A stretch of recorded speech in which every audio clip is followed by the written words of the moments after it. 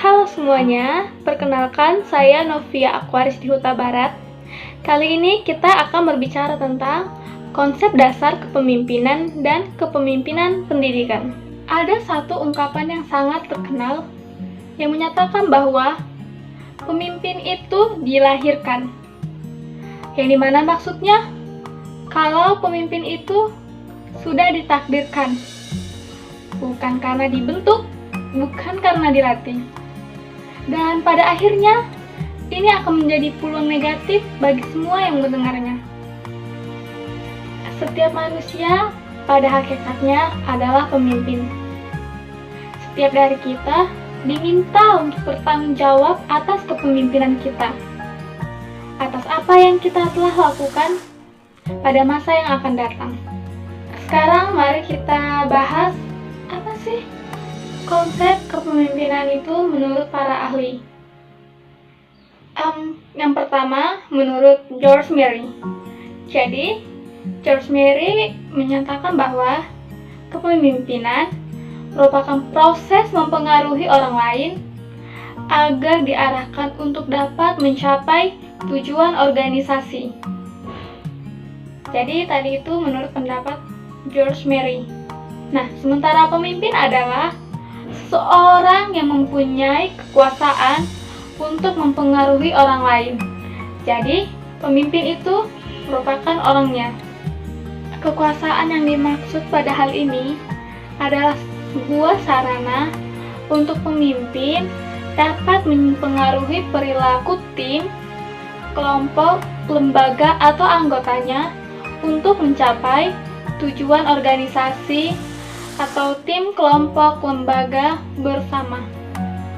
Nah, menurut pendapat ahli kedua yaitu Stoner. Jadi, menurut Stoner, kepemimpinan adalah suatu proses mengenai pengarahan dan usaha untuk mempengaruhi kegiatan yang berhubungan dengan anggota kelompok atau tim atau lembaga.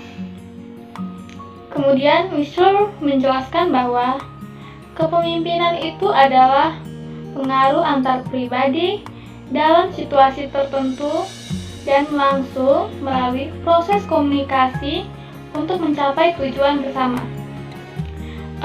Roach dan Goring juga mengungkapkan bahwa kepemimpinan adalah suatu proses yang mempengaruhi aktivitas kelompok atau orang yang diatur untuk mencapai tujuan bersama melalui seorang leader atau pemimpin.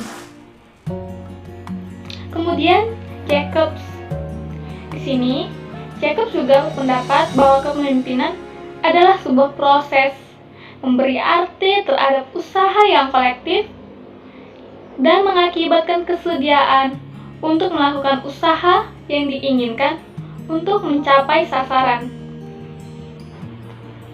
Banyak pengertian kepemimpinan yang diungkapkan oleh para ahli.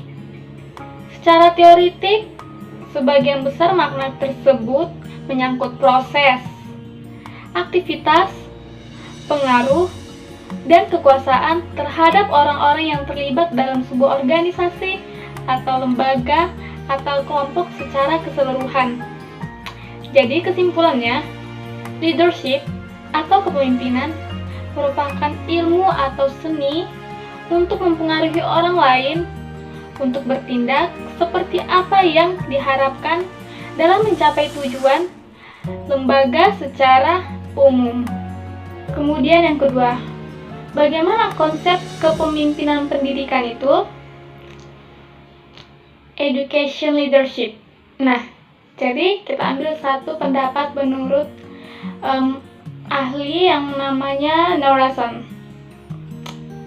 Jadi menurut pendapatnya, kepemimpinan pendidikan itu diibaratkan sebuah tingkah laku pemimpin pendidikan dalam menggerakkan orang-orang di lembaga pendidikan untuk berperan aktif melakukan kegiatan-kegiatan yang disebut sebagai pengembangan staf atau SDM, memperbaiki unjuk kerja pengajaran, melakukan kepemimpinan pengajaran langsung pada guru di kelas, dievaluasi, dan menjadi model yang efektif.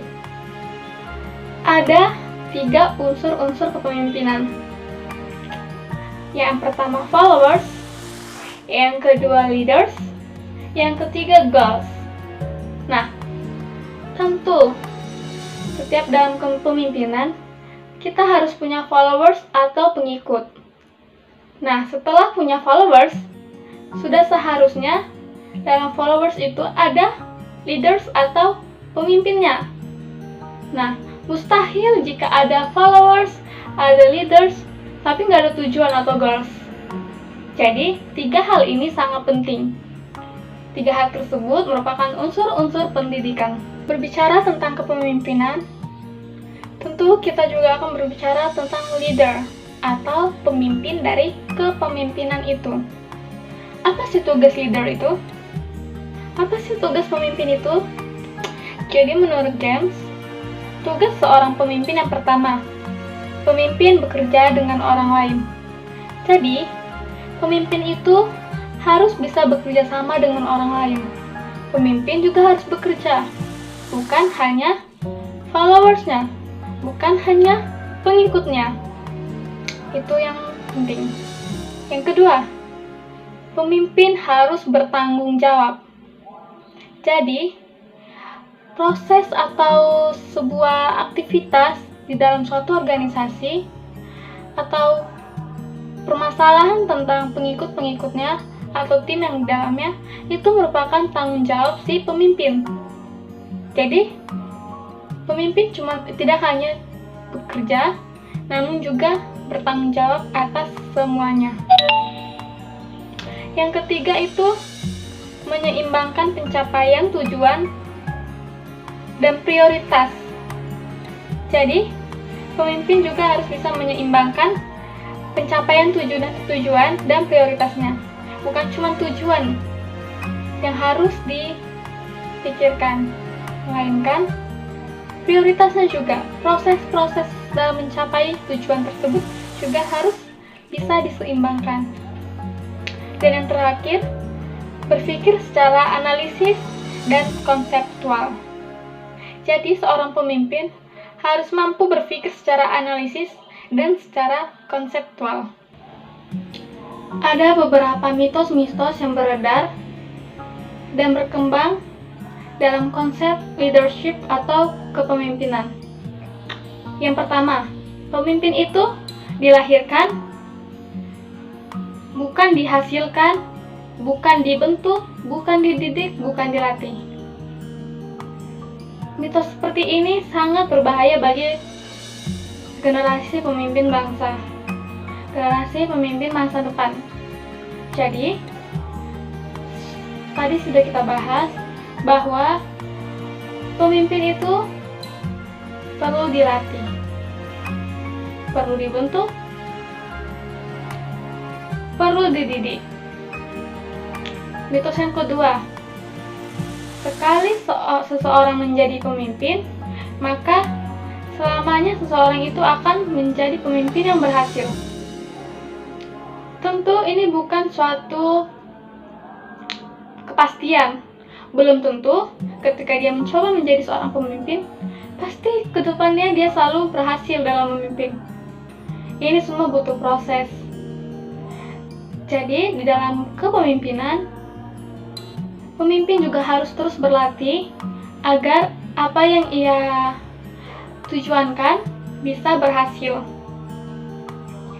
Yang mitos yang ketiga, pemimpin harus tegas, harus galak, harus marah. Jadi sebenarnya pemimpin itu tidak harus marah, tidak harus galak. Pemimpin itu harus bisa mengontrol emosinya. Dia harus bisa menguasai dirinya dan menguasai suasana agar kepemimpinannya tidak menimbulkan efek negatif bagi followersnya, bagi pengikutnya, bagi organisasinya. Jadi 3 mitos yang tadi itu sebaiknya kita hindari. Jadi sebagai generasi penerus bangsa, mitos-mitos tentang konsep leadership tadi itu perlu kita hindari.